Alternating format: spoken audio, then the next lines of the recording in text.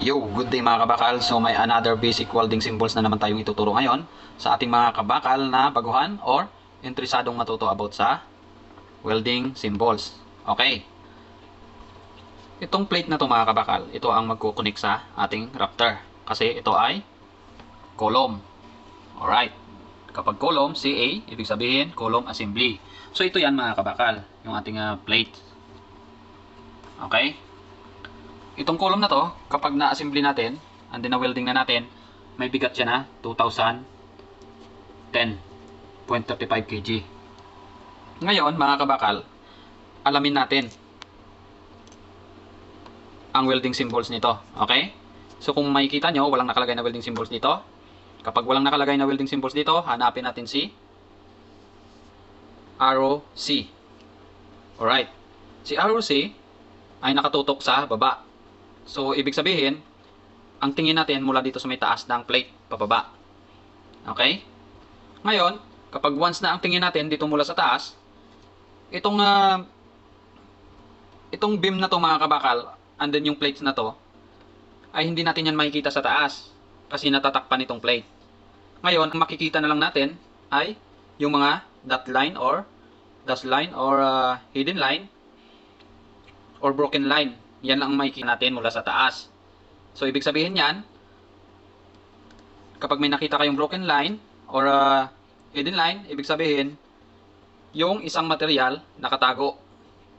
Okay? So, katulad nito, ang tingin natin sa taas. So, itong part na to, nakatago yan sa plate. Hindi natin makita. So, katulad nito, hanapin natin si detail C. So, ito yan mga kabakal. Okay, gaya ng sinabi ko, kapag ang isang bagay nakatago, automatic yan, ang makikita mo lang ay mga broken line or dot line or dash line. Okay, so katulad yan, ito yung stiffener, and then ito yung ating WB. So, ibig sabihin yan, welded beam. Alright. So, itong gilid na to, yan ang ating gasket plate or stiffener. So, ito yan mga kabakal, ito. Okay. So, ito naman, ito yung ating welded column. Ito yung kanyang flange, both side, and then ito yung kanyang web. Ito yan mga kabakal. Ito yan. Ito yung web, ito yung flange. Alright, so maliwanag. Ngayon, moving on tayo, punta tayo sa welding symbol. Okay. So, ang kanyang welding symbol mga kabakal, sa plate yan sa plate.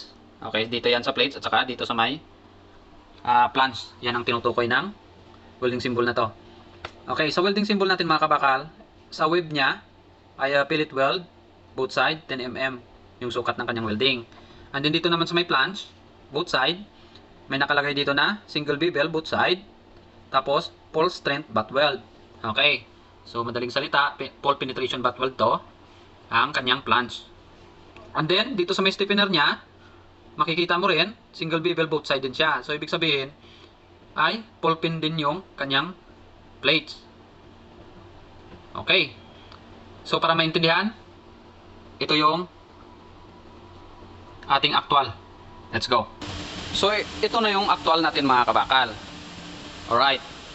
So, kung makikita nyo dun sa drawing, dapat naka single bevel both side to.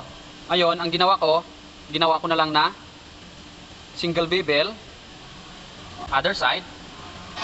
So, kaya ginawa ko yan na other side lang mga kabakal instead na both side yung kanyang single B dahil mahihirapan akong mag-align ng plates dito kapag dalawa yung bevel niya. So katulad nito. Okay, so may line kasi yan mga kabakal. Ayan kinukuha ko yung sentro at saka sentro ng plate. So para madali lang, ipagtatapatin na lang. Ngayon, weldingin ko lang yan. Pag na-welding ko na yan, pag napuno ko yan ng welding, ay ibabackgrind ko na lang yan dito. So madali na lang siya mga kabakal. Okay, ngayon, after natin i-backgrind, na nakapag-create na tayo ng welding dito, kung makikita nyo dun sa drawing, itong gasket plate natin ay naka single bevel both side din siya. So ibig sabihin naka full pin din siya. Ngayon ilalagay natin yan dito. Okay, ngayon lagyan natin ng gap na at least 2 mm baba at saka dito sa may gilid.